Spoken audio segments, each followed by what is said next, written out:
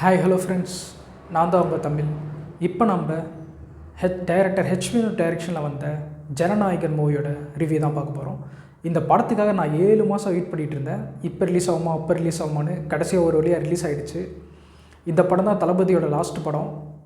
அதனால் அந்த ஒரு கவலை எனக்கு இருக்குது. சரி, இப்போ படத்தோட ரிவ்யூக்குள்ளே போயிடலாம்.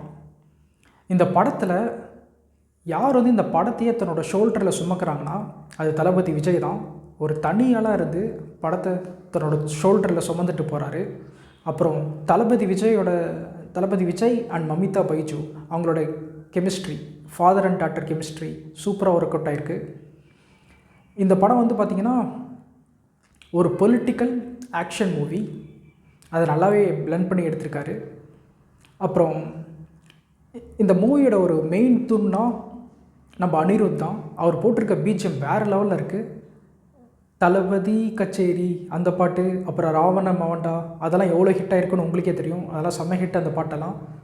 இவர் ஒரு மெயின் தூண் மாதிரி நின்று இந்த படத்தை தூக்கி பிடிக்கிறாரு.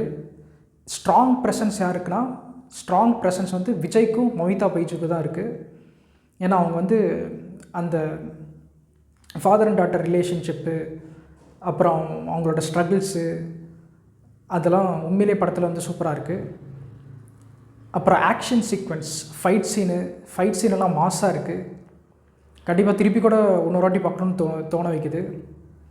அப்புறம் இந்த படத்தோட ஒரு ஸ்டோரி ஓவர்வியூவை பார்த்துடலாம். இந்த படத்தில் விஜயோட பேர் தளபதி வெற்றி கொண்டான். இந்த படத்தில் விஜய் ஜெயிலில் இருக்கார். அந்த ஜெயிலுக்கு ஜெயிலராக கௌதம் மேனன் இருக்கார். அவர் ரொம்ப நல்லவராக இருக்கார். விஜய்க்கு ஹெல்ப் பண்ணுறாரு, எல்லாத்துக்குமே ஹெல்ப் பண்ணுறாரு, எல்லாத்துட்டையும் ஒரு நல்ல மனுஷனாக இருக்கார். இவர் ஒரு நாள் இறந்துடுறாரு. இவரோட பொண்ணு தான் மமிதா பைஜு. அந்த பொண்ணு தான் நம்ம தளபதி வளர்க்கணும்னு வளர்க்குறாரு.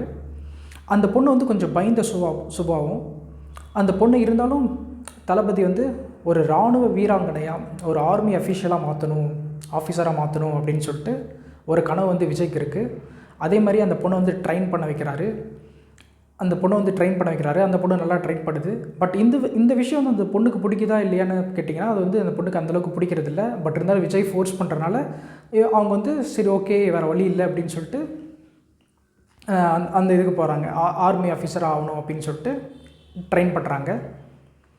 அப்புறம் ஒரு கட்டத்துக்கு மேலே அவங்க என்னென்ன டிஃபிகல்ட்டிஸ் எல்லாம் ஃபேஸ் பண்ணுறாங்க, விஜய் எதுக்கு ஜெயிலுக்கு போனார், விஜய் பண்ணாத தப்புக்கு எதுக்கு தண்டனை அனுபவிக்கிறாரு, அப்புறம் இவங்க ஒரு இராணுவ வீராங்கனையாக, ஒரு ஆர்மி அஃபிஷியலாக மாறினாங்களா இல்லையா, எதுக்காகலாம் அரசியல்வாதிகள் கூட சண்டை போடுறாங்க, அதெல்லாம் தான் இந்த படத்தோட கதை. அதை நான் சொல்ல மாட்டேன், சொன்னால் ஸ்பாய்லர் ஆகிடும். இந்த படம் உண்மையிலேயே ஃபஸ்ட் ஆஃப் ரொம்ப சூப்பராக இருக்குது. மொத்தம் 3 மணி நேரம் படம். எனக்கு 3 மணி நேரம் போனதே தெரியல. ஏன்னா இதுதான் விஜயோட லாஸ்ட்டு படம். அதனால் எனக்கு உண்மையிலேயே ரொம்ப கவலையாக இருக்குது. பட் இருந்தாலும் இப்போ அவர் சிஎம் ஆகிட்டார். அவரை நம்ம டிவியில் நியூஸ்லாம் பார்த்து தான் இருக்கோம். ஆக்சுவலாக நான் ஒரு விஜய் ஃபேன். எனக்கு இந்த படம் பார்க்க உண்மையிலேயே கூஸ் பம்ப்ஸாக இருந்துச்சு. அப்புறம் விஎஃப்எக்ஸ் அங்கங்கே யூஸ் பண்ணியிருக்காங்க. விஎஃப்எக்ஸும் நல்லா வந்திருக்கு. தேவையான இடத்துக்கு மட்டும் யூஸ் பண்ணியிருக்காங்க. அப்புறம் இந்த ஃபைட் சீன் நான் முன்னாடியே சொன்ன மாதிரி அது இன்னொரு வாட்டி கூட நான் போய் படத்தை பார்ப்பேன் கண்டிப்பாக. சாங்ஸ் எல்லாம் செம்மையாக இருக்குது.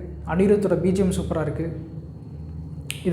இந்த படத்துக்கு என்னோடய ரேட்டிங் 10க்கு நான் கண்டிப்பாக 8 கொடுப்பேன். இந்த படத்தை கண்டிப்பாக ஒரு வாட்டி எல்லாருமே பார்க்கலாம். அப்புறம் 18+ ஏ சர்டிஃபிகேட் கொடுத்துருக்காங்க. அதனால் குழந்தைங்க அடம் பிடிச்சாலும் கூப்பிட்டு போய் பார்க்காதீங்க. நீங்கள் கூப்பிட்டு போனாலும் கண்டிப்பாக விட மாட்டாங்க. படத்தை எல்லாருமே கண்டிப்பாக ஒரு வாட்டி பார்க்கலாம். நெக்ஸ்ட் ரிவ்யூவில் பார்க்கலாம் ஃப்ரெண்ட்ஸ். பாய், தேங்க்யூ. சப்ஸ்கிரைப் பண்ணிவிடுங்க, லைக் பண்ணிவிடுங்க, ஷேர் பண்ணிவிடுங்க.